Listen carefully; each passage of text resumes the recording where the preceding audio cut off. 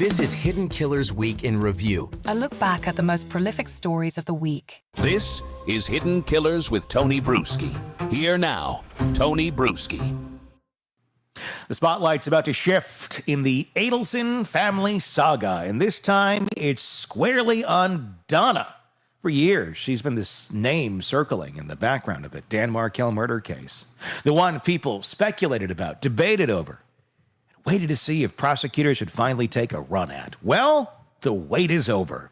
Jury selection is underway. The charges are on the table: first-degree murder, conspiracy, solicitation, and now it's Donna's turn to stand where her son Charlie and others have already stood, in the defendant's chair, facing the possibility of the rest of her life behind bars. But here's the thing. Prosecuting Donna isn't exactly the same playbook as prosecuting Charlie. She's not accused of pulling the trigger or handing over the cash to the hitman directly. Pretty close, though. Her alleged fingerprints are on different parts of the plot, a money trail of checks written from the family dental business to an already convicted co-conspirator. Just for a second, how are they planning on explaining that to their accountants? Who is this to? Is this a subcontractor over here? Is like, how are you going to explain this? I'm going to guess that's probably the road they thought. We'll just say she's a contractor. She's an independent contractor that we're paying. I guess if she wasn't convicted of co-conspiring a murder, now it looks kind of bad. There's coded phone calls that read less like careful denials and more like thinly veiled admissions. $1 million relocation offer that could be painted as either a generous settlement or a bribe to get Dan Markel to surrender his children's residence.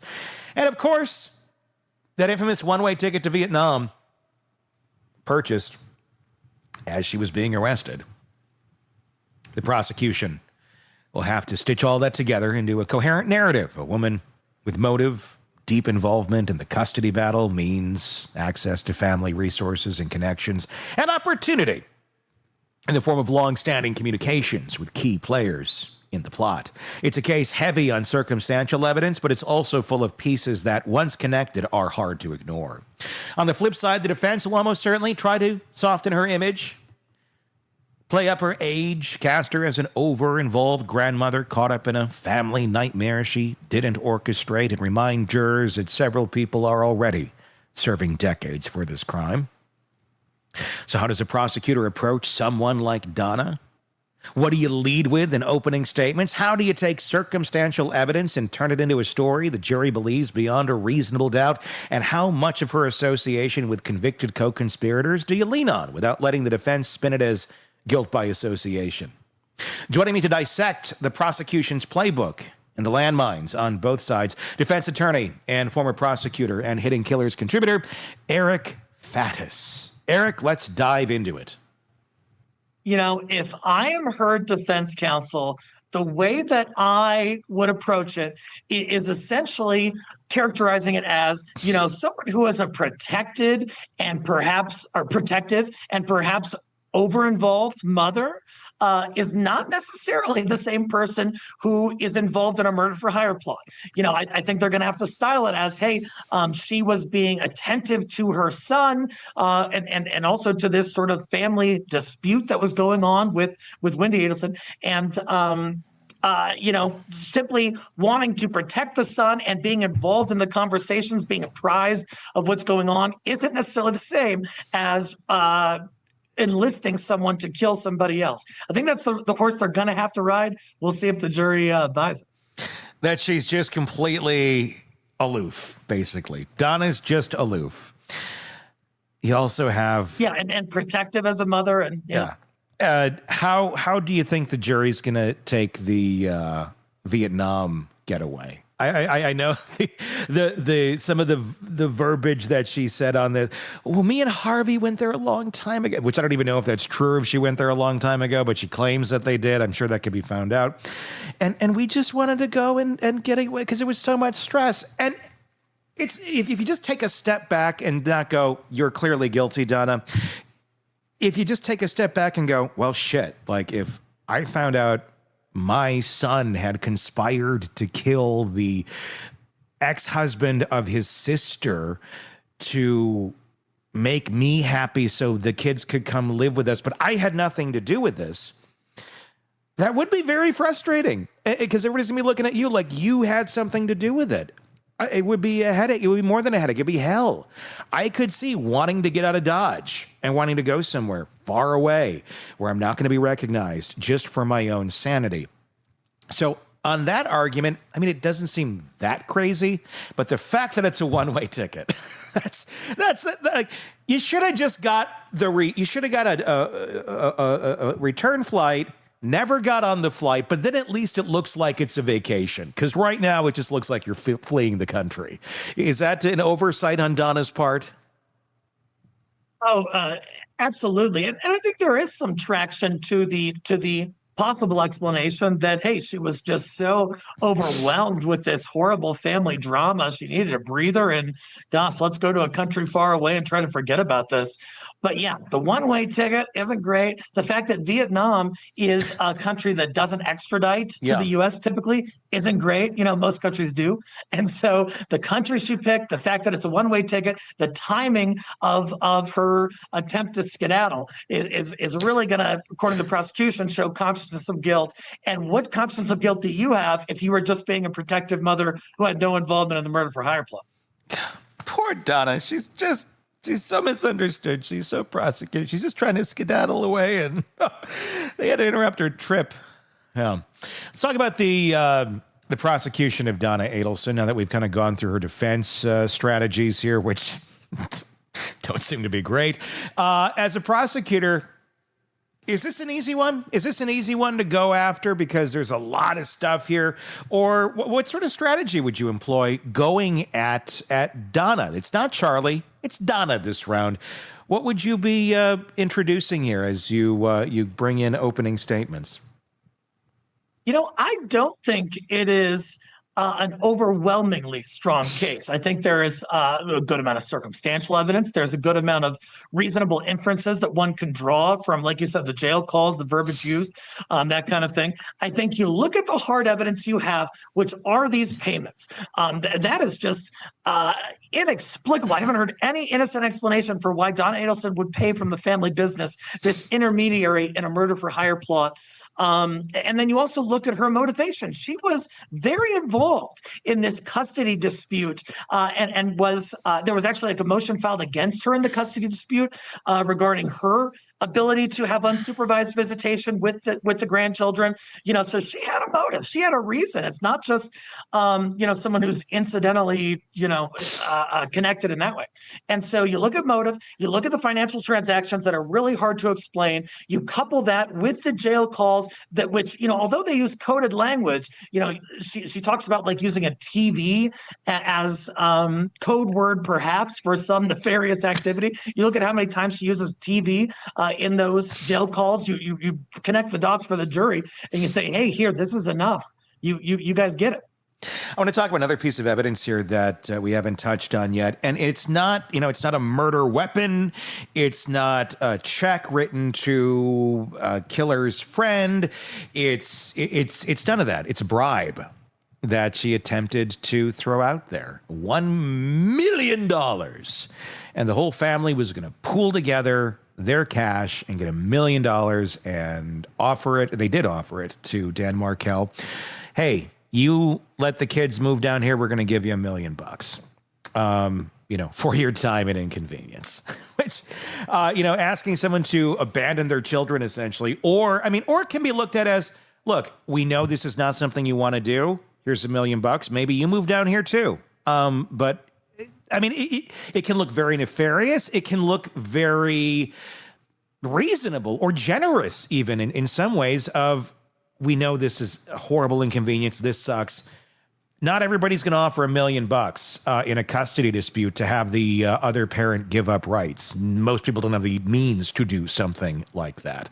How do you think that's going to play to the jury? Because I could see it being spun, both ways with variable success.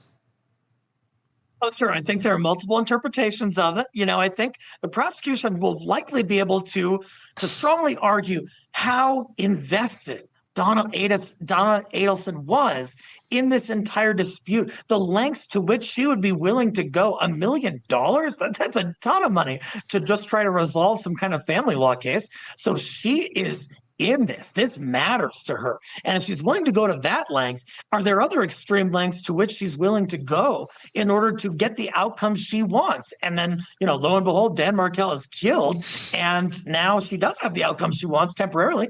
And so, you can kind of connect the dots between those states of affairs. How damning is it that Charlie was convicted? We're going into this, obviously, Charlie was the first one that went down, other than the hitman and McBonna. So actually, Charlie wasn't the first one. The first of the Adelsons to go down. So you already had the two dominoes that fell, then Charlie fell. This is the next one in the line of dominoes, really. When you have three people who are now already incarcerated for this murder, is it easier then to pull a fourth person in to show, see, this is obviously already going on? This seems to make a lot of sense. It's not a single case on its own where you have to show that all of these things were in motion. That's already been proven.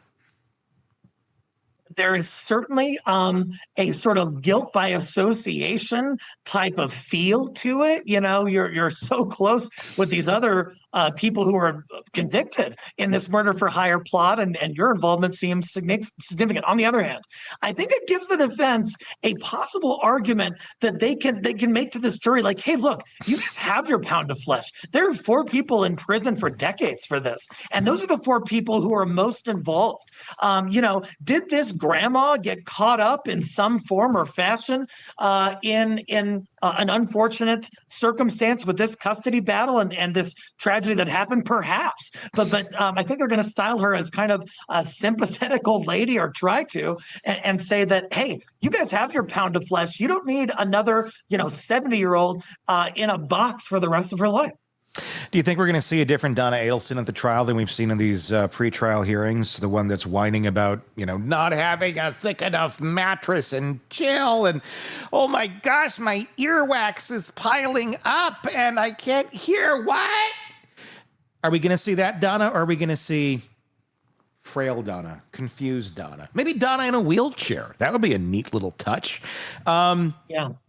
That, I think, would, if you're the defense attorney, I think might be going down that road. Or is that just kind of, playing it up a little too much?